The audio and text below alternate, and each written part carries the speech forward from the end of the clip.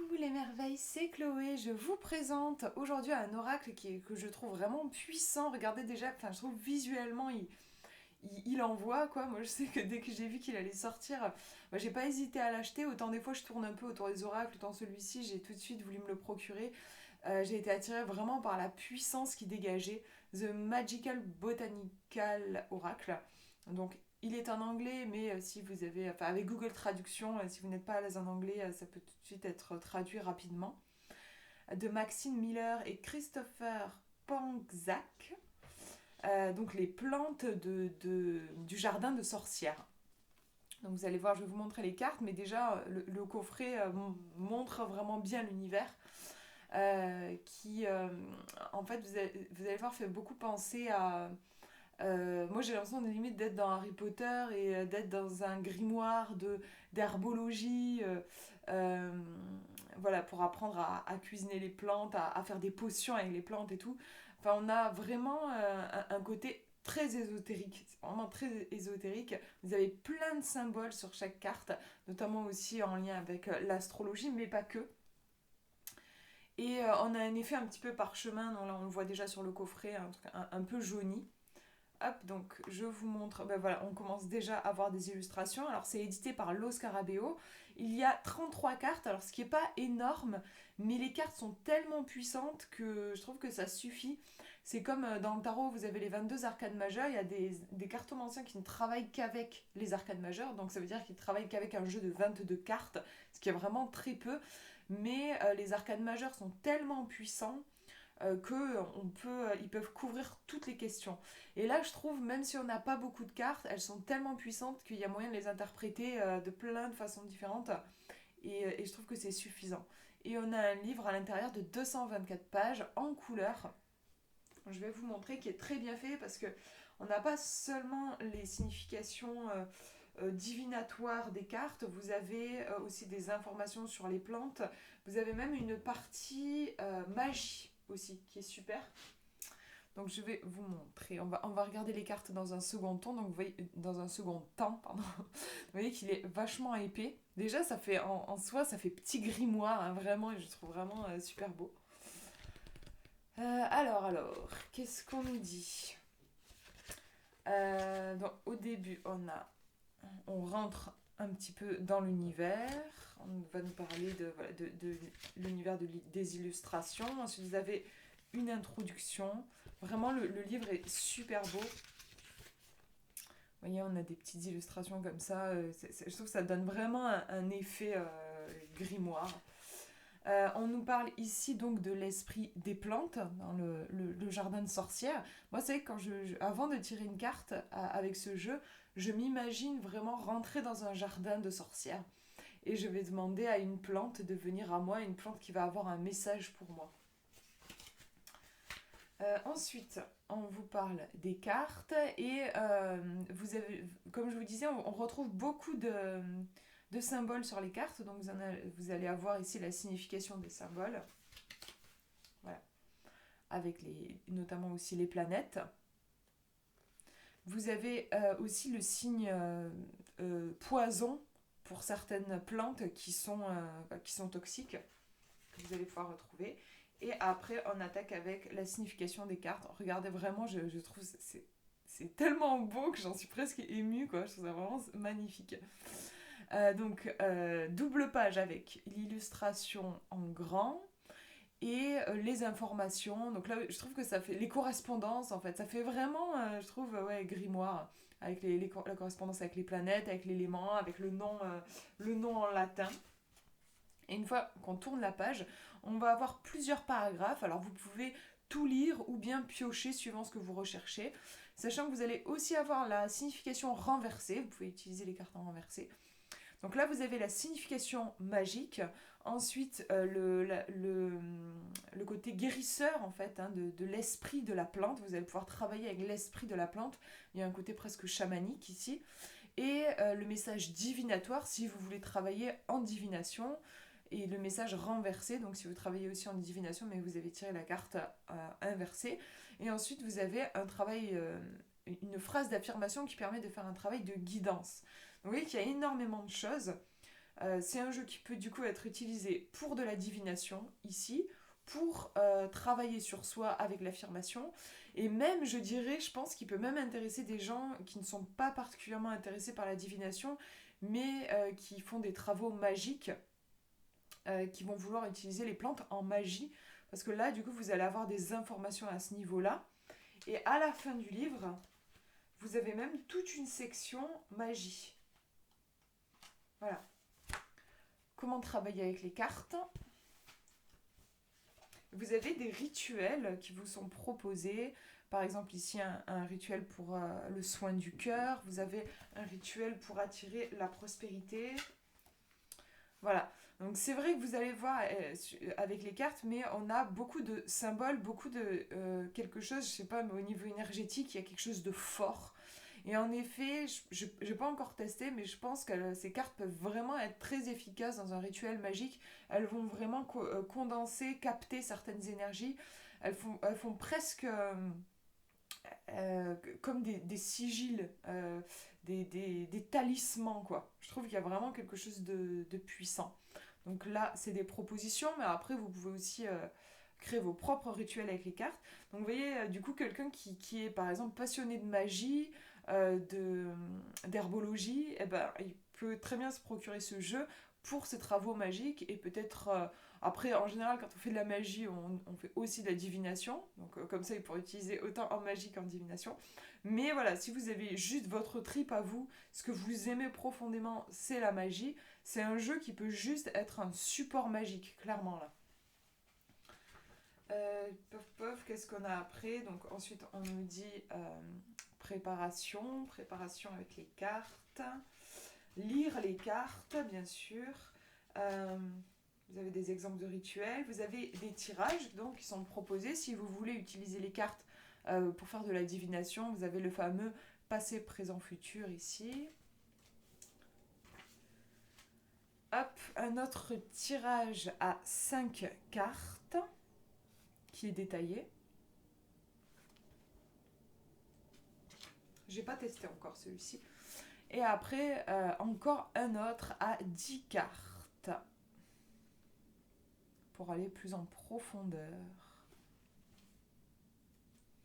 Et en fait, ouais, je regarde parce que j'avais pas regardé cette partie-là en détail, mais on a un exemple illustré. Ça, je trouve toujours ça chouette. Vous voyez, en fait, on a... ici, on vous explique, la carte numéro 1, elle va représenter votre état présent dans la situation. Voilà, vous explique le détail de toutes les cartes. Et après, vous avez un exemple. Donc, imaginons que vous avez tiré cette carte-là à cet endroit. Voilà ce que ça signifie. Cette carte-ci dans la position 2, voilà ce que ça signifie.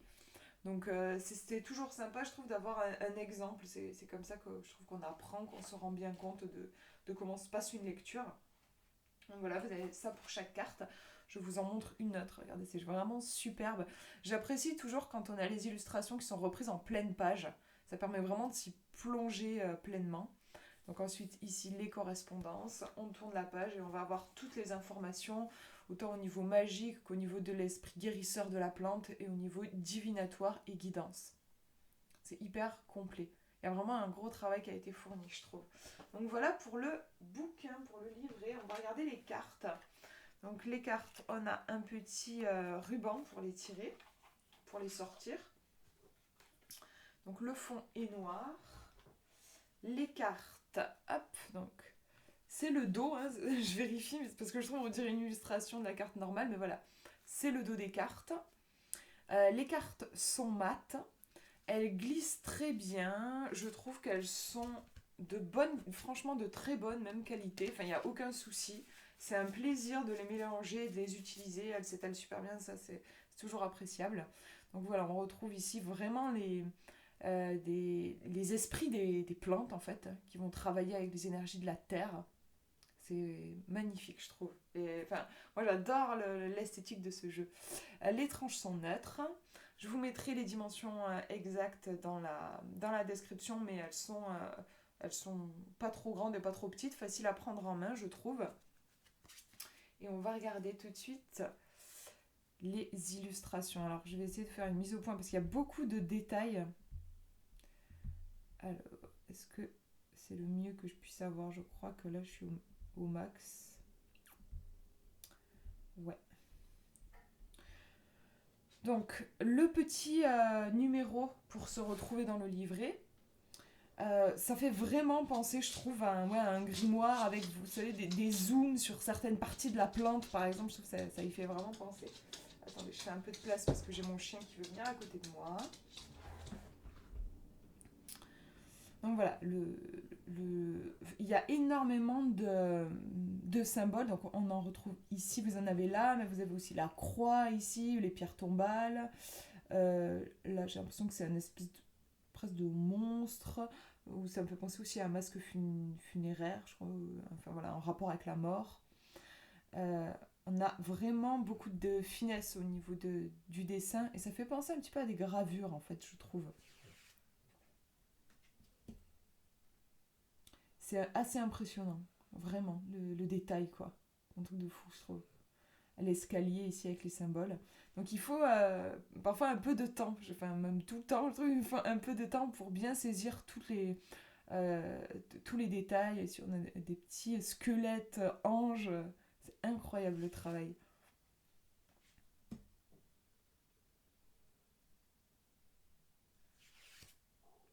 Et les symboles sont souvent repris dans le livret. Voilà, on vous explique, parce que des fois, moi, il y a des trucs, j'ai pas forcément saisi ce que ça signifiait, une combinaison de symboles, et on vous l'explique dans le livret. Oh, c'est tellement belle, mais franchement, c'est un truc de fou, je trouve.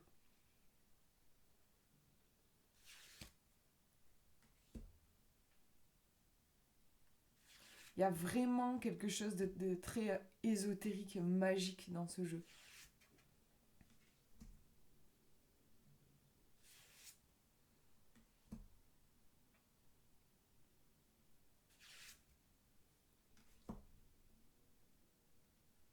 Le cannabis aussi, j'ai reçu justement un jeu aussi sur le cannabis. J'en ferai une review de jeu que j'adore, un vrai coup de cœur aussi d'ailleurs.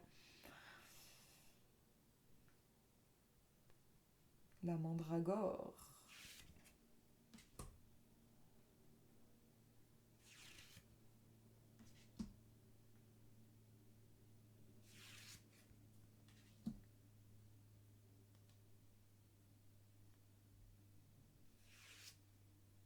Ah, bah là en fait c'est le dos des cartes mais coloré en fait, c'est rigolo. Le jardin de sorcières.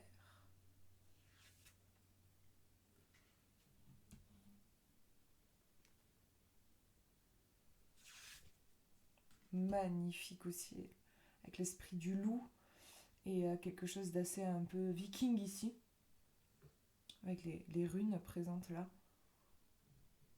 Et d'ailleurs, il y en a qui sont nommés ici, j'avais pas vu.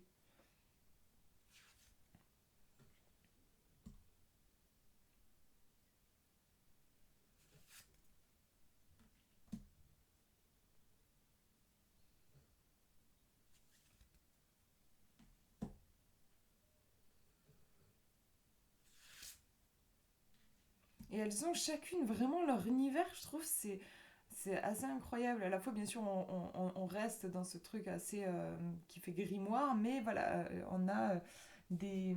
Il y en a qui sont sur des fonds noirs, il y en a qui. Celle-ci, elle a presque quelque chose qui me fait penser à une bande dessinée.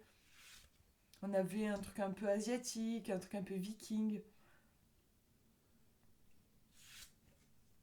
Celle-ci, moi, je verrais bien dans un livre de poésie, un recueil de poèmes, je verrais bien une illustration comme ça. C'est pour le sol. Vous voyez, celle-ci, elle n'a pas de cadre. Vous en avez. Celle-ci, elle était dans une petite bulle. Vous en avez dans un cercle. Vous en avez carrément du coup des rectangles. Enfin, c'est vraiment. C'est intéressant, je trouve, la diversité. La lavande.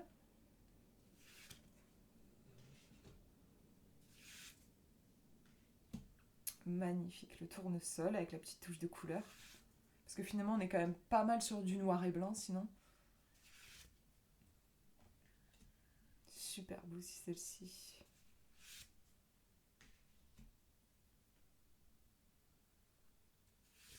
Il y a un vrai travail artistique, hein, je trouve.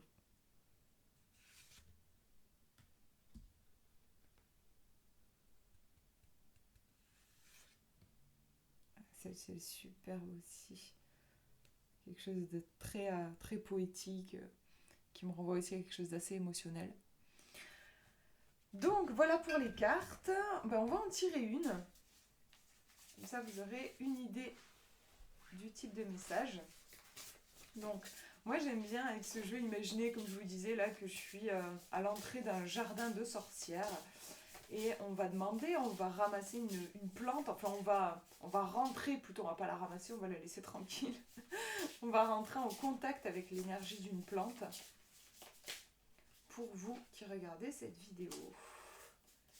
Quelle est la plante qui a envie de se présenter? Et Bleeding Heart, je crois que c'est le cœur qui saigne en fait, ici. Avec cette femme qui a les bras chargés de je ne sais pas trop quoi. On dirait des sortes de cœurs. Je sais pas si c'est un truc qui appartient à la plante. Est-ce que c'est parce que des fois on a, genre ça me fait penser aux amours en cage. Parce que oui, ce qu'on appelle les amours en cage, là c'est ces petits fruits super qui ont un goût très particulier et qui sont enfermés dans dans une petite coque, enfin dans un petit truc, d'où le nom. On va regarder, en tout cas je trouve comme ça intuitivement il y a quelque chose de forcément très féminin. Alors, je vais vous lire ce qu'on nous dit dessus. Donc c'est la numéro 3. Hop. Donc voilà la double page avec le nom donc en latin mais qui était noté aussi sur la carte. La correspondance avec les planètes, on a Mars et le Soleil. Ah bah pour le coup, je disais féminin, mais en fait c'est vrai que j'avais pas fait gaffe là au niveau des... parce que c'est écrit ici. Et le feu, donc ouais non, en fait on n'est pas du tout... on n'est pas du tout dans ce que je pensais. Je pensais qu'on était, au niveau de l'illustration, j'imaginais qu'on était dans quelque chose de plutôt féminin et dans l'eau, alors qu'en fait on est dans le feu et dans le masculin quand même, avec le Soleil et Mars. On va regarder du coup justement les messages. Alors, je prends mon portable pour vous faire une traduction qui soit la plus fluide possible. Hop, hop, hop. Voilà. Alors, qu'est-ce qu'on nous dit? Signification magique. Le cœur saignant est l'une des plantes les plus évocatrices car les fleurs ressemblent à l'image traditionnelle simple du cœur dans l'art et le folklore avec une goutte sortant du bas. Donc ouais, c'est bien ça, c'est le truc là que je vous montrais. En fait, c'est une représentation de la fleur. Ce qui implique des gouttes de larmes ou de sang ou le fait d'être percé. Originaire d'Asie, il n'y a pas beaucoup de folklore traditionnel de sorcellerie associé à cette belle plante qui est arrivée en Angleterre au milieu des années 1800, mais elle a été rapidement adoptée par de nombreuses sorcières modernes comme ingrédient de l'amour en magie. La plupart du folklore asiatique comprend des images de chagrin ou d'amour non partagé, alors ce n'est peut-être pas le meilleur pour conjurer l'amour. Les sorcières modernes écrasent les fleurs vivantes comme source de divination autour de l'amour, le jus rouge indiquant oui à l'amour, le blanc indiquant non. Médecine de l'esprit de la plante. Bleeding Heart est un allié bien aimé dans le monde de la médecine des essences florales et des esprits végétaux, utilisés exactement comme on pourrait l'imaginer pour guérir un cœur blessé. L'esprit de cette belle plante aide les gens à se libérer du chagrin, qu'il s'agisse de la perte d'un être cher lors de la mort ou de la perte résultant de la fin d'une relation. Bleeding Heart nous aide à reconnaître et à libérer les relations codépendantes en choisissant la douleur à court terme afin d'évoluer vers la santé plutôt que la souffrance à long terme. Dans la guérison des chakras, Bleeding Heart équilibre le chakra du cœur et nous aide à garder l'empathie sans être épuisé par les autres en reconnaissant ce qu'est la vraie compassion. Signification divinatoire, Bleeding Heart vous demande de réfléchir sur les blessures non cicatrisées de votre cœur.